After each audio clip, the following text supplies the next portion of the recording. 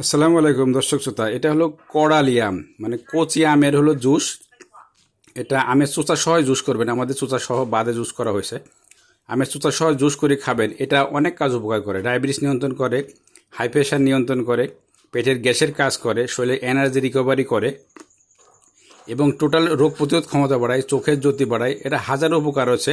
এই কচি আম বা কড়ালি আমের জুস খাবেন, দিনে যে কোনো টাইম খেতে পারেন। তবে যদি আমরা 11টা-12টার সময় খাই, আমাদের গরম সহনশীল। এখন তো প্রচণ্ড গরম পড়ছে আবহাওয়া।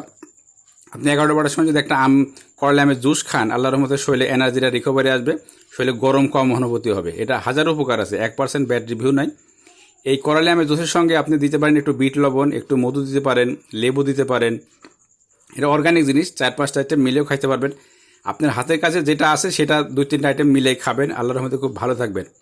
আমরা তো সবাই সুস্থ থাকতে চাই, তাই না? কিন্তু সুস্থ থাকার জন্য আপনার হাতের আশপাশে অনেক কিছু আল্লাহ পাক দান করছে। এটা দেখে শুনে বুঝে খাওয়া উচিত নিয়মিতভাবে। আমাদের স্বাস্থ্য বিষয়ে কিছু জ্ঞান থাকা উচিত।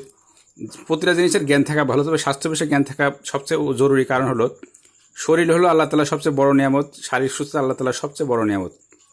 তাই নিজেকে ভালোবাসতে হবে, নিজের জন্য কোয়ালিটি সময় দিতে হবে।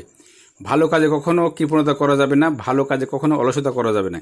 তাই শরীর ভালো রাখার জন্য ভালো কিছু খাবেন। আপনার শরীর সুস্থ মানে পৃথিবীর সব সুস্থ, আপনার শরীর অসুস্থ মানে পৃথিবীর সব অসুস্থ।